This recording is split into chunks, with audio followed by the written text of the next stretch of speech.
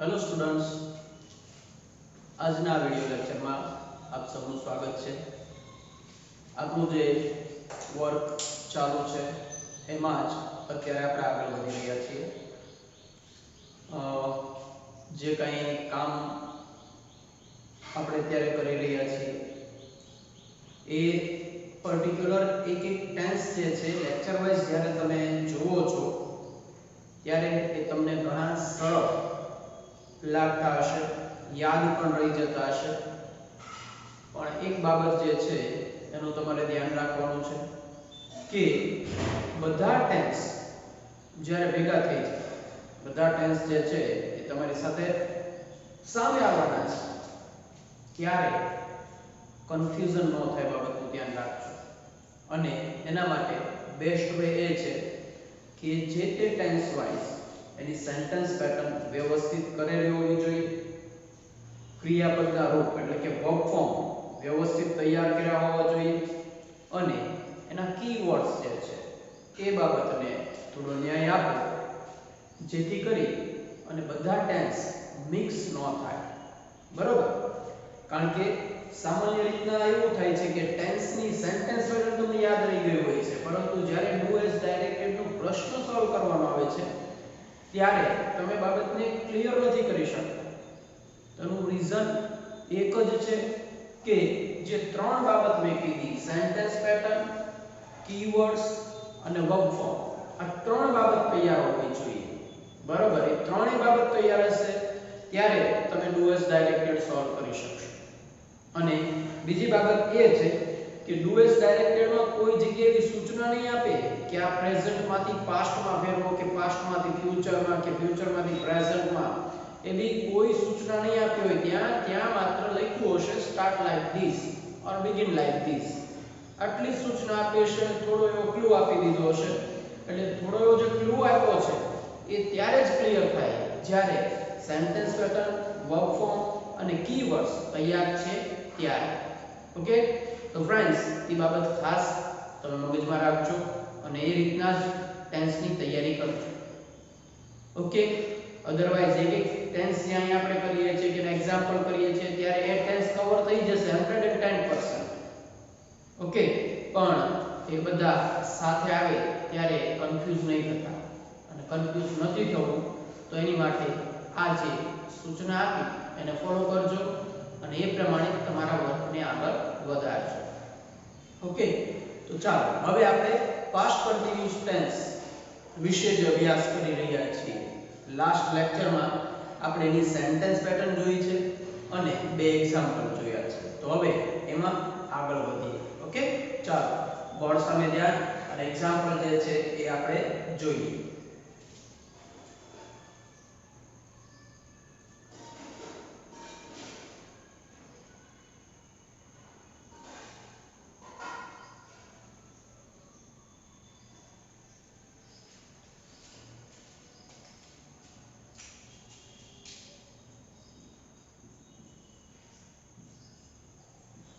The past continuous tense, એના આપણે example ઉપર છીએ.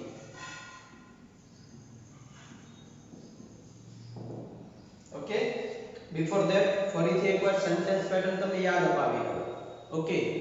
તો પાસ્ટ કન્ટિન્યુઅસ ટેન્સમાં પહેલા આપણે એફર્મેટિવ સેન્ટેન્સ પેટર્ન જોઈ, જેમાં subject plus was were plus verb plus object plus other words. એફર્મેટિવમાં જોયું subject plus was were plus verb plus object plus other words. Okay?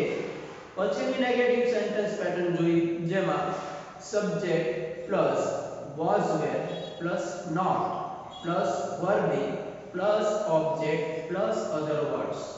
Okay? નેગેટિવમાં subject plus was were plus not plus verb plus object plus other words. ત્યારબાદ interrogative, બરોબર, એટલે કે પ્રશ્નાર્થ વાક્ય રચના જોઈ, જેમાં was were plus subject plus verb plus object plus other words plus question mark. Okay? Was were plus subject plus verb ing plus object plus other words plus question mark એ sentence pattern તમારી સાથે હશે. Last લેક્ચરમાં આપણે જોઈ બરાબર. તો એ sentence pattern મુજબ જે બે એક્ઝામ્પલ જોઈએ એમાંથી અત્યારે આગળ વધીએ છીએ. Okay.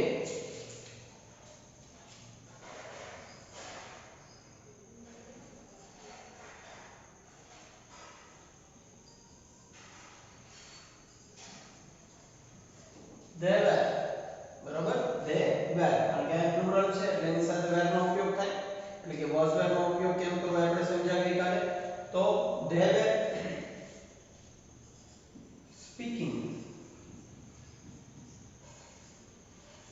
they were speaking speak ને ing લગાડ્યું છે. they were speaking Spanish they were speaking Spanish when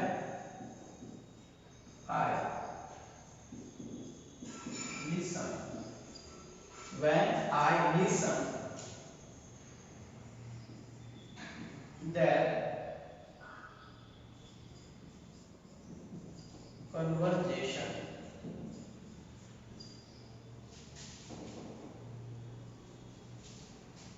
they were speaking Spanish when I listened their conversation મેં જ્યારે તેઓનું કન્વર્ઝેશન બરાબર વાતચીત સાંભળી ત્યારે તેઓ સ્પેનિશમાં બોલી રહ્યા હતા. સ્પીકિંગ બોલવું બરાબર.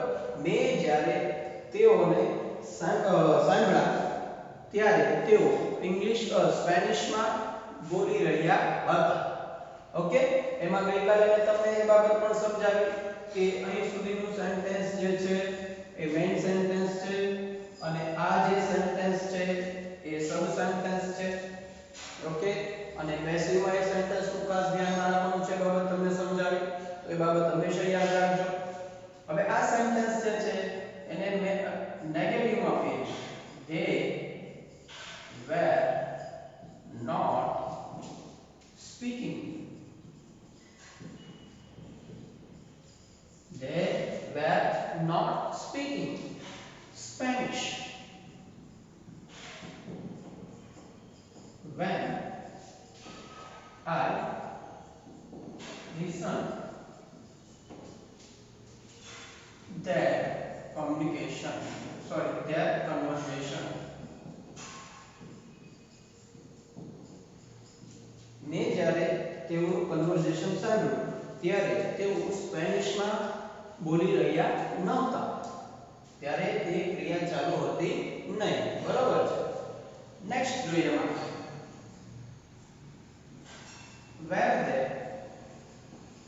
were they speaking Spanish when I listened their conversation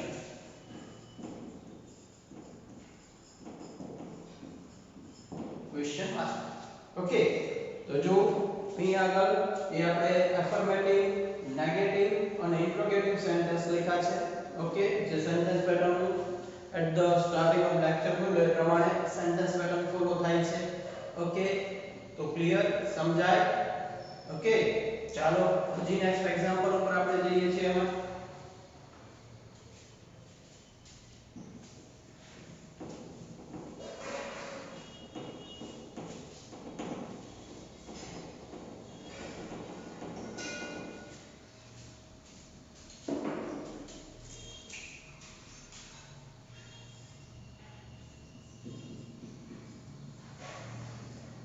Avani એટલે પ્રોપર નાઉન થયું તો અવનીની સાથે આપણે લેશું was.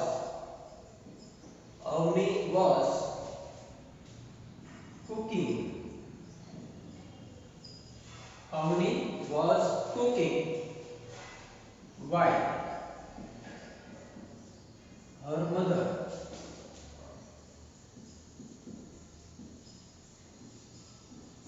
was cleaning the room.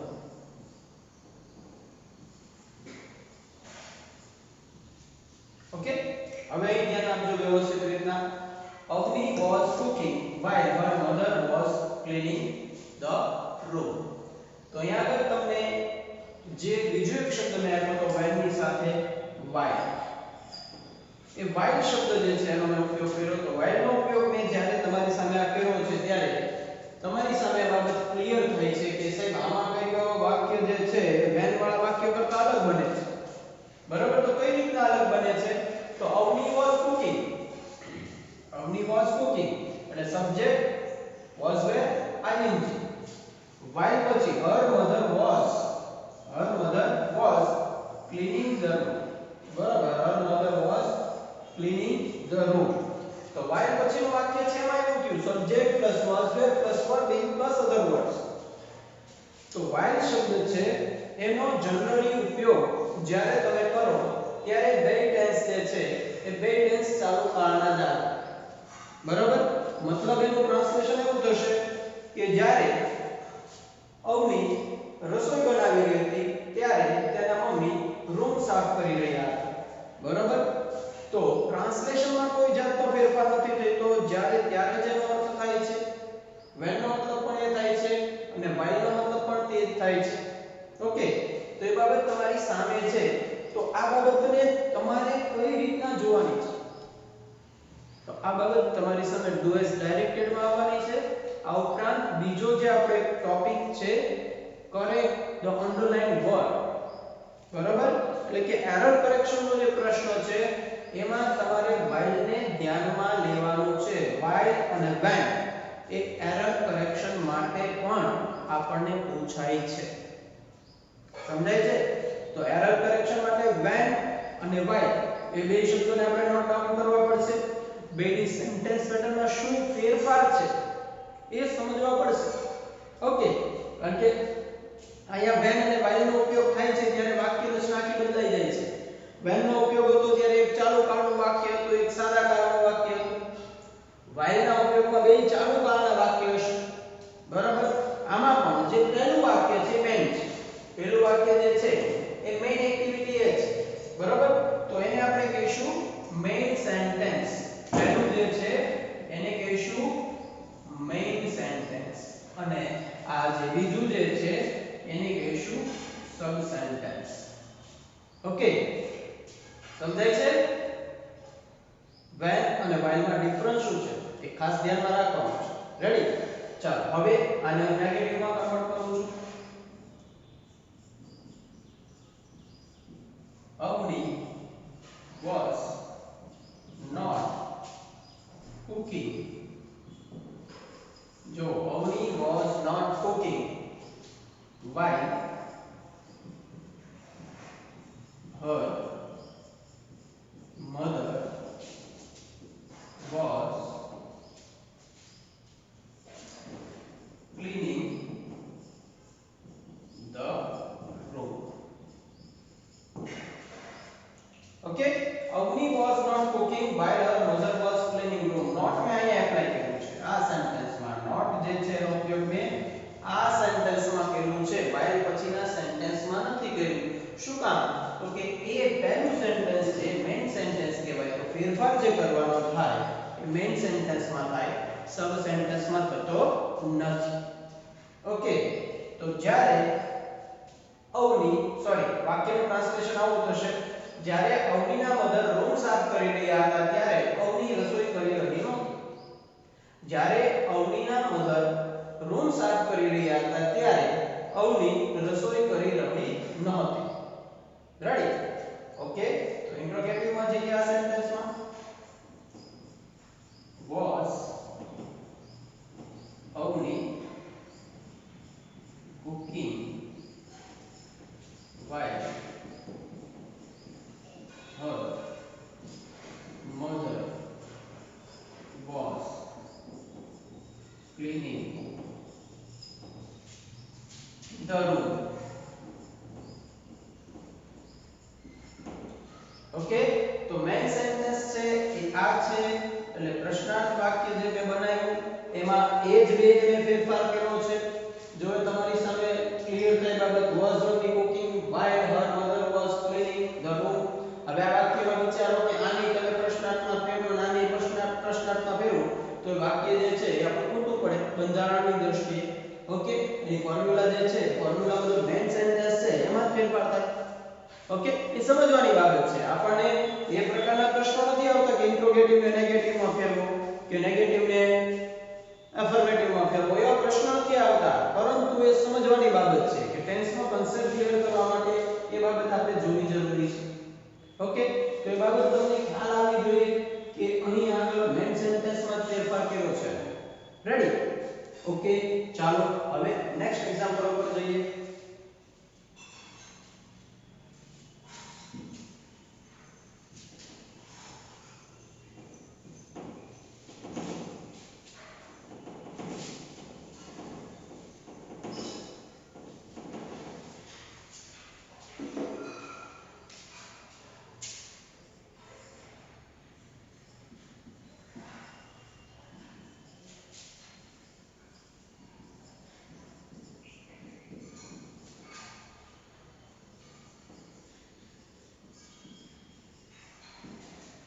When I entered in my room, મેં when ની વાક્યની શરૂઆત કરી છે. જુઓ, when I entered in my room, my brother was reading there. Okay, તો when જે છે એને મેં વાક્યની શરૂઆતમાં લીધું છે. મિત્રો વાક્યની શરૂઆતમાં આવી છે. તો when I entered my room, જ્યારે હું મારા રૂમમાં પ્રવેશ્યો, my brother was reading there, મારો ભાઈ ત્યાં વાંચી રહ્યો હતો. ઓકે, તો અહીં એ જ બાબત ધ્યાનમાં રાખવાની છે કે when પછીનું જે સેન્ટેન્સ છે એ સબ સેન્ટેન્સ જ છે અને my brother was reading there A main sentence. when પછીનું વાક્ય છે સબ સેન્ટેન્સ ગૌણ વાક્ય છે અને was વાળું વાક્ય જે છે એ મેઇન વાક્ય છે. એ બાબત અહીંયા ધ્યાનમાં લેવાની છે. ઓકે, હવે અહીંયા જે આખું સ્ટ્રક્ચર જે છે એમાં શું ફેર થયો? તો એનું સ્ટ્રક્ચરમાં એવું થયું કે when I entered in my room, અહીંયા અલ્પવિરામ લઈ, બરાબર છે, એ કોમા મૂક્યું છે, બરાબર. એ બતાવે છે કે અહીં આગળ when નો ઉપયોગ શરૂઆતમાં કર્યો ને એટલે કોમા મૂકવો પડે, કારણ કે પછી બીજું વાક્ય આપણે ચાલુ કરીએ છીએ. મેં તમને કીધું કે આમાં બે સેન્ટેન્સ છે, તો બીજું સેન્ટેન્સ છે કોમા પછી આપણે મૂક્યું, એટલે my brother was reading there. સમજાય છે? તો when છે એ વાક્યની શરૂઆતમાં આવે, વાક્યની વચ્ચે પણ આવે, પણ when પછીનું વાક્ય છે એ કોણ છે? એટલે when સાથે જે વાક્ય છે, બરાબર, when સાથે જે વાક્ય છે એ ગૌણ વાક્ય છે. રેડી? હવે આ વાક્ય જે છે એને મારે નેગેટિવમાં ફેરવવું છે.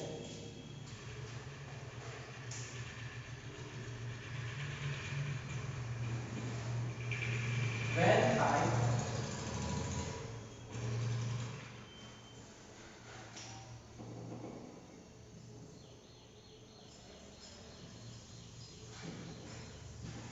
entered in my room, when I entered in my room,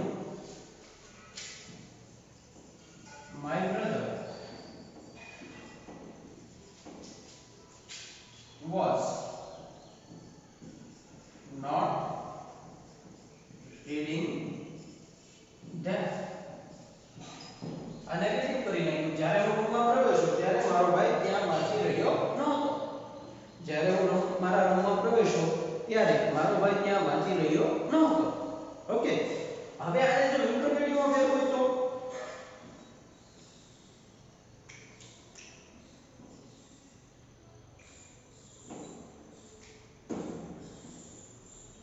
તો જો અહીં આગળ આ સેન્ટેન્સને મારે પાછળ લઈ જવું પડશે. અહીંયા હું when થી બનાવી શકીશ નહીં, તો વાક્ય મારે આવું બનાવવું પડશે. was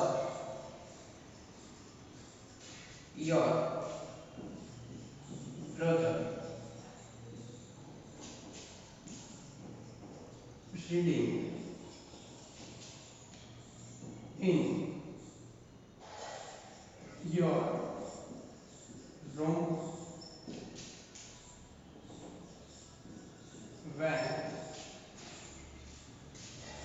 when you entered in your room, અથવા તો there. when you enter act. આ રીતના બની શકે વાક્ય. તો જો કારણ કે when છે એ આવી રીતના જ્યારે ત્યારે ના અર્થમાં આવે, પણ when જે છે એક રીતના જોવો જોઈએ તો ક્યારે એવો મતલબ એનો થાય. તો તમે when થી એ વાક્યને બનાવો તો when થી પ્રશ્નાર્થ વાક્યનું બનતું નથી. એટલે કે પ્રશ્નાર્થ વાક્યમાં when વાક્યની શરૂઆતમાં ન આવી શકે. પ્રશ્નાર્થ વાક્યમાં when વાક્યની શરૂઆતમાં ન આવી શકે. ક્લિયર હતી બાબત? ઓકે, સરસ. ચાલો હવે પાંચ એક્ઝામ્પલ આપણે જોયા છે. હવે when અને while ને આધારે એરર કરેક્શન તમારી સામે કઈ રીતના આવે છે એ બાબત છે જે આપણે ક્લિયર કરી લઈએ.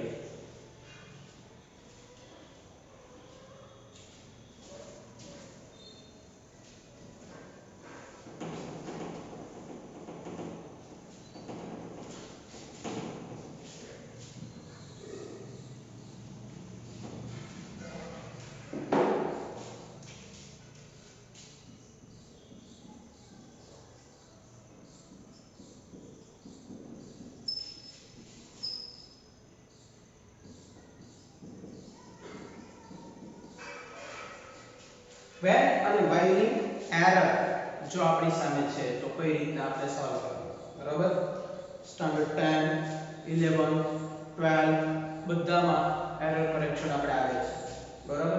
તો એમાં when અને while ની એરર છે તો એ કઈ રીતના સોલ્વ કરવી. કારણ કે આપણી સામે બે શબ્દ આવ્યા છે, એનું બંધારણ એની ફોર્મ્યુલા આપણને ખબર હોવી જોઈએ અને વ્યવસ્થિત રીતના યાદ પણ રાખવી પડશે.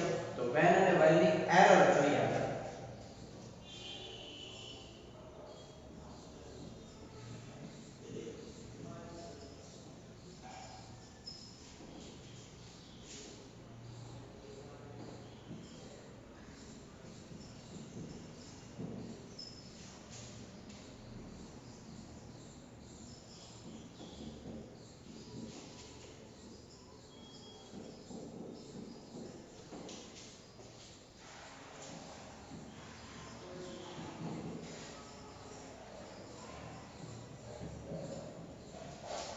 સેન્ટેન્સ આપણી સામે આ રીતના લખેલું છે.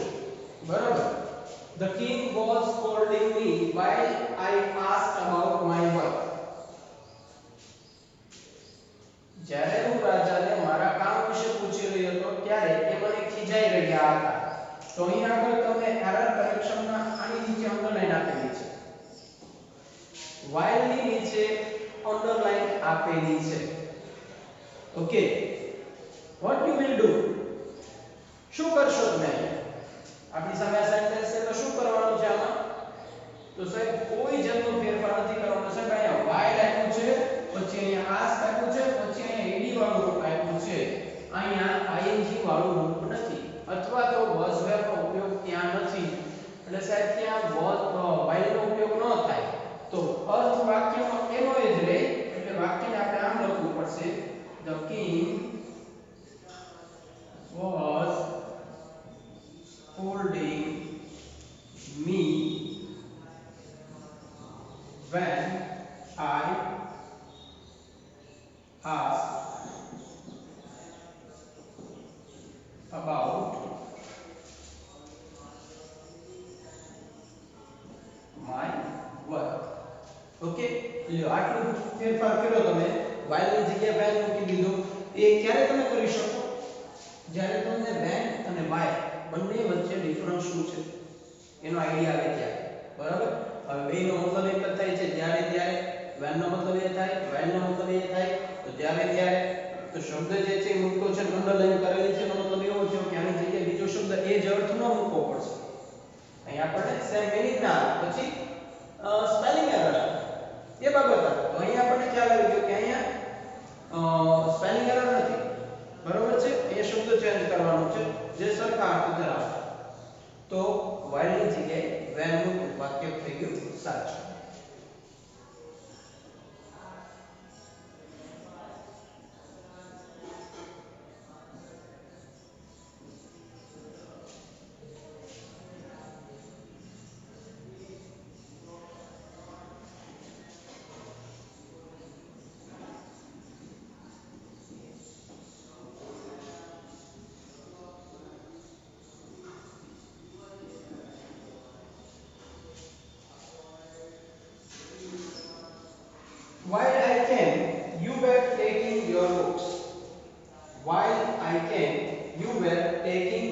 books. ઓકે, તો શું જવાબ આવશે? while ની જગ્યાએ માત્ર કરવાનું છે when. no more change. સમજાય? ક્લિયર? ઓકે, બાકીનું સેન્ટેન્સ આખું એમને when I came you were taking your books. Okay, answer હું અહીંયા ટ્રાય કરતો નથી. નેક્સ્ટ એક્ઝામ્પલ જોઈએ.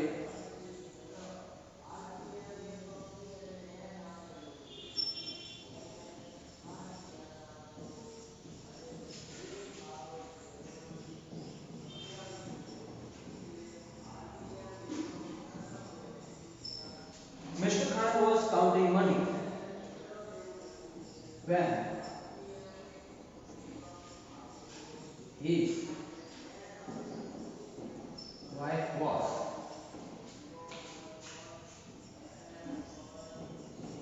watching movie. ઓકે, તમારી સામે ત્રીજું સેન્ટેન્સ લીધું છે એરર કરેક્શન માટે. તો તમે જો Mr. Khan was counting money when his wife was અને વળી પાછું watching ક્રિયાપદ અહીં છે. તો એરર ક્યાં છે? તો એરર અહીં છે. when જે છે ત્યાં એરર છે. તો શું આપણે કરશું એની જગ્યાએ? રાઈટ, વેરી ગુડ, સરસ. when ની જગ્યાએ માત્ર મૂકી દેવાનું છે while. તમારો આન્સર થઈ ગયો સાચો. બીજો કોઈ એમાં ફેરફાર કરવાનો રહેતો નથી. ક્લિયર આટલી બાબત? તો આ ચાલુ ભૂતકાળ જે છે એમાંથી તમારે સેન્ટેન્સ પેટર્ન, કીવર્ડ્સ, એટલે કે ડુ એઝ ડાયરેક્ટેડ અને એરર કરેક્શન, એ બધી બાબત આમાંથી તમારે ગ્રાસ્પ કરવાની છે. ઓકે, કારણ કે હવે પછી આપણી ટેસ્ટ જે લેવાની છે એમાં એરર કરેક્શન આપણને પૂછવાના છે. બરોબર? પેપર સ્ટાઇલ તમને મળશે ટૂંક સમયમાં. તો એ પેપર સ્ટાઇલમાં એરર કરેક્શન નામનો એક ટોપિક આપણે રાખ્યો છે, પ્રશ્ન રાખ્યો છે. તો એ બધામાં કઈ કઈ બાબત ધ્યાનમાં રાખવાની છે? તો આ તો છે જ તે, પણ અત્યાર સુધી જે કઈ અભ્યાસ કર્યો આપણે, કે નાઉન હોય, પ્રોનાઉન હોય, પ્રિપોઝિશન્સ હોય, કે ટેન્સ હોય, કે વર્બ ફોર્મ હોય, એ બધી બાબત જે છે એમાં જોવાની છે. ઓકે ફ્રેન્ડ્સ, તો બધી બાબતનું વ્યવસ્થિત પ્રેક્ટિસ કરજો ને દર એક કોઈ ટોપિકમાં હું બોલતો ગયો છું કે આ એરર કરેક્શનમાં આ બાબત આપણી સામે આવી શકે. કારણ કે એરર કરેક્શન જે છે એ ટુ ઝેડ ગ્રામર ઉપર ડિપેન્ડ કરે છે. બરાબર? એટલે આપણે સ્ટાર્ટ કર્યું ત્યારથી જે ટોપિકમાંથી એરર કરેક્શન આવે છે એ બધા ટોપિકને આપણે હાઇલાઇટ કરતા ગયા છે. ઓકે, ચાલો હવે આજનું કામ આજે આપણે અહીં રાખીએ છીએ. બાકીનું વર્ક નેક્સ્ટ લેક્ચરમાં સ્ટાર્ટ કરીશું. અને અહીં સુધીનું જે કામ છે એનું વ્યવસ્થિત રીતના થોડું રિવિઝન કરી નાખો. અને ડાઉટ છે તો હજી પૂછી લો. કોઈ એક્ઝામ્પલમાં કાંઈ નથી સમજાતું કે કોઈ કીવર્ડ્સમાં કોઈ બાબત નથી ક્લિયર થતી તો તમે પ્રશ્ન પૂછો, જેથી કરી આપણે એનું સોલ્યુશન લાવીએ. કોઈને સેન્ટેન્સ પેટર્ન યાદ નથી રહેતી તો એ પણ પ્રશ્ન પૂછો. I will give you a particular method for that. બરાબર? તો એવા પ્રશ્નો તમે રજૂ કરશો તો એનું સોલ્યુશન આવશે. ઓકે, ચાલો, ગુડ બાય.